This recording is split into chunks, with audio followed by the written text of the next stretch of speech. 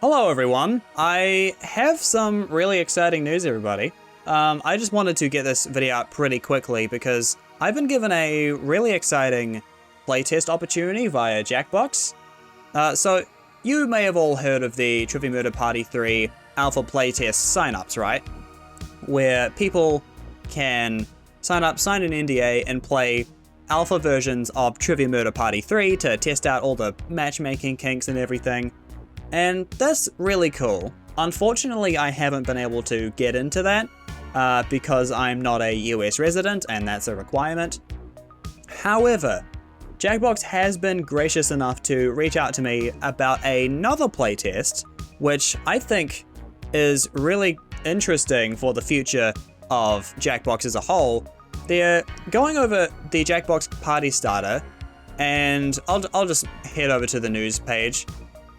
Look, introducing bots for Quiplash 3. So they've added these little bots. They're aiming to add bots to all of the Party Starter games eventually, but they're just starting out with Quiplash 3 at the start. They've given me access via a beta branch, but an update will be live in a few hours for all of you to try out. I'm just wanting to get this out in this little short period of time before then.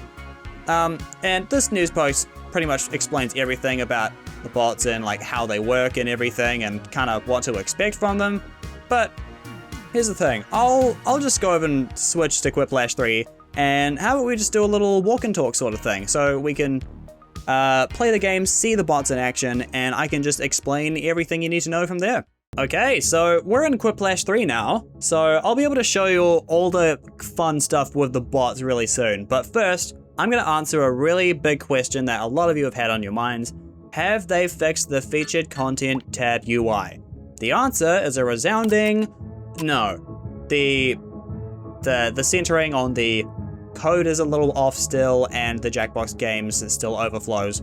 But here's the thing, this is just a beta branch anyway, and even then, for this batch of updates, they're working more towards the big things right now, like the bots and all of the other revamps to the Jackbox Party Starter. So these are a bit of a lower priority at the moment, of course. But no more waiting around. Let's start a game of Quiplash 3.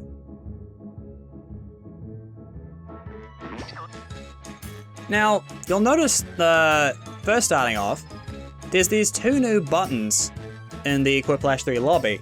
You have the add bot, which is summoned by pressing the right arrow key, and the left arrow key removes a bot. The key mapping is a little awkward. I mean, here's the thing, Jackbox is kind of using the engine they already have for this sort of thing, so I don't blame them. But that being said, it would be nicer to have like some better keys for this. Maybe say like the B key or the Q key or the P key, something like that. But anyway, I'm just gonna log in to the game via the QR code. And while I'm there, I'll also talk a little bit about the QR code. You'll notice it looks a little bit different. And the only reason that is now it adds an extra little string to the end of the QR code link, which basically just says that your answers will be used in future games for the eventual upgrades of the bots. They're a bit simple at the moment, but eventually they'll be a bit smarter and we'll use those answers later. I'll get more into that later, but let's just add a couple. You can add as many as you want though. I could fill up a lobby, but I'd rather not. So let's just start a game. Now, you notice when I spammed all those bots in the lobby, you'll notice that all of them were masculine names. And you may be asking yourself, why are there no feminine names or anything? But here's the thing, there's a tell, and you'll see it. See, they both have the Schmitty beard. Bots now have the tell of the Schmitty beard, which is interesting because I used to have a headcanon that Schmitty was exclusively the beard, because when you match against him in an odd player game, he can be any quip in the roster, but the beard remains the same. So that's why I thought Schmitty was just the beard, but I'll have to throw that headcanon out the window. And speaking of the beard, in the writing phase, it does get removed, unfortunately. But that's just a thing with the nature of this update. like I said, they're working on the big things first and the small bug things second. So they're going to work on a new animation for the beards eventually, but it's just not on this beta branch. So they've submitted their answers. I'm going to finish mine, and I'll come back to you once I finish those up. Alright, so here's one of the prompts I got.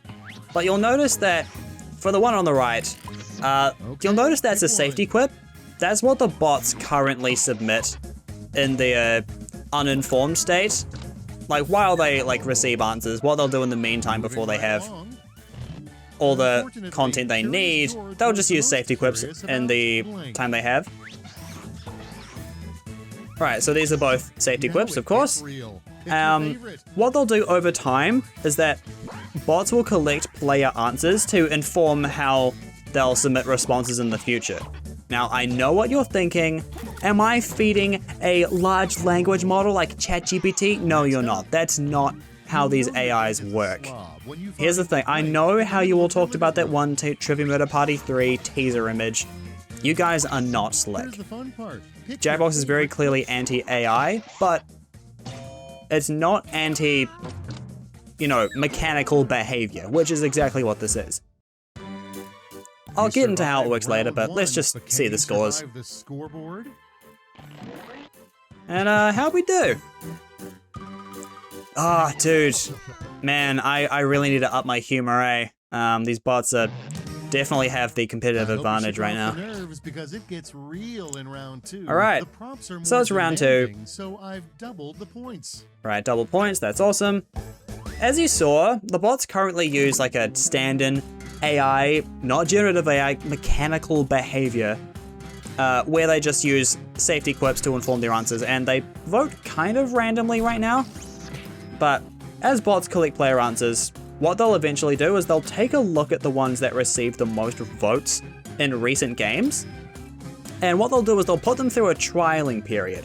What that means for a quip when it's put in a trialing period is that bots will use them for the prompts they were written for over a certain period of time, and if it wins a certain number of matches, then it will be put into a permanent, well, I say permanent, it'll last a year, but a more longer lasting database of answers that the bot will regularly pull to, try to achieve the victory, right? That's kind of my understanding of the AI, at least. Oh, and obviously if a answer doesn't perform well during the trialing period, then it will just, be discarded forever. Because, why would you hold on to an answer that's not going to get you any wins, right? Alright, so I've done my yapping. I'm just going to get these answers in. Alright, what have we got? Okay, so you notice that I answered the word come here, because I've noticed a little exploit with how bots vote. They will vote for an answer that contains the word come 100% of the time. Here's the thing, it doesn't even need to be necessarily related to the prompt. It doesn't need to be grammatical or anything, but they'll just vote for it 100% of the time, obviously. I mean, you'll see it again, but with the next prompt, but I'll just let this go through. But here's the thing, I'm not entirely sure whether that's a bug or a feature. Because for most other games, I would instantly call it a bug, but for Jackbox, it could honestly go either way. But at the same time, it is a little bit of an exploit, and I might report that to Jackbox eventually. Because, it's exploitable.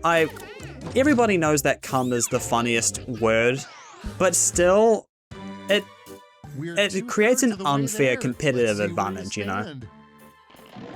But apart from that blunder, bot voting is a bit random at the moment, but in the future, it's said that they will decide on what answer to vote on based on how similar it is to some other successful answers that the bots have in their database.